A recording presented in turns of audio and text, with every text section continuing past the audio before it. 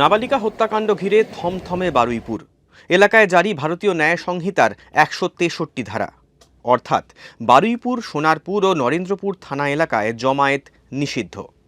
বাতিল করা হয়েছে রাজনৈতিক কর্মসূচি। এলাকায় মোতায়েন বিশাল পুলিশ বাহিনী। ৫ই জুলাই রবিবার এই ঘটনা ঘিরে দফায় দফায় উত্তপ্ত হয়েছিল বারুইপুর। শনিবার দিন বিকেল ৪টের সময় সেই নাবালিকা বেরিয়েছিলেন বন্ধুদের গিফট কেনার নাম করে তিনি বাজারে এসেছিলেন এবং তারপর থেকেই সে নিরুদ্দেশ ছিল। এবং তারপর দীর্ঘক্ষণ খোঁজাখুঁজির পরেও যখন এলাকাবাসী তার খোঁজ পাননি, পরবর্তীতে স্থানীয় একজনকে সিসিটিভিতে, এই বাজারের একটি সিসিটিভিতে দেখতে পান স্থানীয়রা এবং সেখানে তাকে দেখা যায় যে সে মেয়েটিকে অন্য জায়গায় নিয়ে যাচ্ছে একটি অটোতে তুলে। এবং তার পরবর্তীতে সেই যে অভিযুক্ত সেই ব্যক্তি তাকে ধরে নিয়ে যাওয়া হয় ভিতর দিকে এবং রেল লাইনের কাছে একটি পুকুর দেখায় এবং সেই পুকুরের ভিতর থেকে বস্তাবন্দি দেহ উদ্ধার হয় সেই নাবালিকার।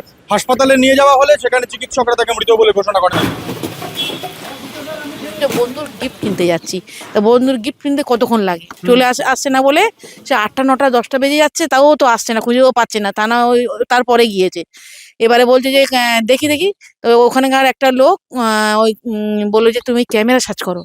ক্যামেরায় দেখে, স্কুলের ক্যামেরা ছিল, ক্যামেরায় সার্চ করে দেখে না মেয়েটাকে নিয়ে এই গলি দিয়ে নিয়ে যাচ্ছে।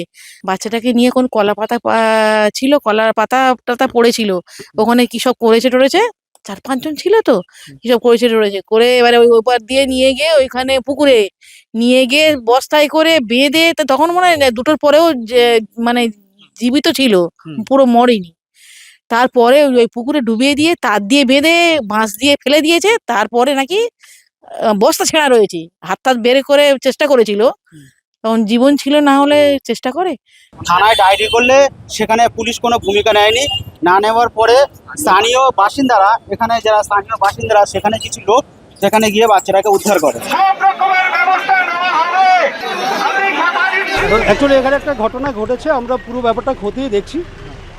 যে ইনসিডেন্ট হয়েছে আমরা আশা করছি, কথা দিচ্ছি যে এটা যাতে সাজা হয় সেটার দিকে আমরা নিয়ে যাব এবং নেক্সট যা যা কাজ আছে আমরা আমাদের তরফ থেকে যতটা করার আমরা নিশ্চয়ই করব।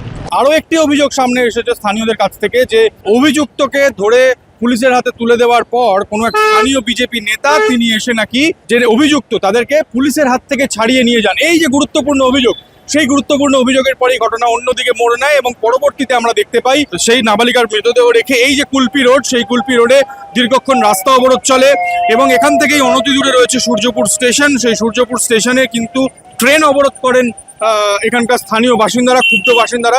তারা প্রত্যেকেই কার্যত বিচারের দাবিতে ফুঁসছেন। আসামি তোমার হাতে তুলে দিয়েছি, সে বিজেপির একটা নেতা, তার হাতে তুলে দিয়েছে, সে তুলে নিয়ে গিয়ে ক্যাম্পে রেখেছে। ক্যাম্পে থেকে সে কি করেছে, পুলিশ আর ও সহযোগিতা করে ওদের ব্যালকনি থেকে বার করে দিয়েছে। বার করে দেওয়ার পর একজনকে তুলে নিয়ে থানায় গিয়ে জমা করেছে। পুলিশ খবর পাওয়ার পর, জানানোর পর অপদার্থতা করেছে, তাহলে এই ঘটনা ঘটে না। এমনকি শোনা যাচ্ছে যে মানুষ চিহ্নিত করে যখন ধরেছে বা ধরিয়ে দিয়েছে তারপরেও ছেড়ে দিয়েছে। ফলে যে অপরাধ যারা করেছে এবং প্রশাসন যারা অপদার্থতা করেছে তাদের শাস্তি চাই। Justice for Baruipur. অভয়া বিচার পাইনি এখনো, বারুইপুরকে বিচার পেতে হবে। আমরা দেখছি যথেষ্ট উত্তেজনা রয়েছে এলাকায়। পুলিশ পরিস্থিতি মোকাবিলার চেষ্টা করছে এবং ইতিমধ্যেই বেশ কয়েকজনকে আটক করা হয়েছে এই ঘটনার সন্দেহভাজন হিসাবে এবং আরও একাধিক ব্যক্তির বিরুদ্ধে অভিযোগ রয়েছে স্থানীয়দের। ফলে সামগ্রিকভাবে পুলিশের যে ভূমিকা, সেই পুলিশের ভূমিকা বা পুলিশ যেটা আমাদের জানাচ্ছেন যে তারা সব রকমভাবে তদন্তের ব্যবস্থা করছেন। এবং আমরা যে ইতিমধ্যেই যে আপডেটটি পেয়েছি যে ওদিকে গতকাল রাজ্যের প্রাক্তন মুখ্যমন্ত্রী মমতা বন্দ্যোপাধ্যায় তিনি ঘটনাস্থলে আসার চেষ্টা করলেও তাকে নাকি আসতে দেওয়া হয়নি বলে অভিযোগ করা হয়েছে। তার বাড়ি বিশাল পুলিশ ফোর্স দিয়ে ঘিরে দেওয়া হয় এবং এদিকে মুখ্যমন্ত্রী শুভেন্দু অধিকারী তিনি এই যে তরুণী, সেই যে কিশোরী, সেই কিশোরীর পরিবারের লোকের সঙ্গে দেখা করতে চেয়েছেন ভবানী ভবনে। ফলে সামগ্রিকভাবে এটাই সেই ঘটনাস্থল, যে ঘটনাস্থল থেকে কাল থেকেই কিন্তু কার্যত বলা যায় যে ক্ষোভের আগুন রয়েছে এবং এই মুহূর্তে আপনারা সেই পরিস্থিতি দেখতে পাচ্ছেন যে ব্যাপক পুলিশ মোতায়েন করা রয়েছে।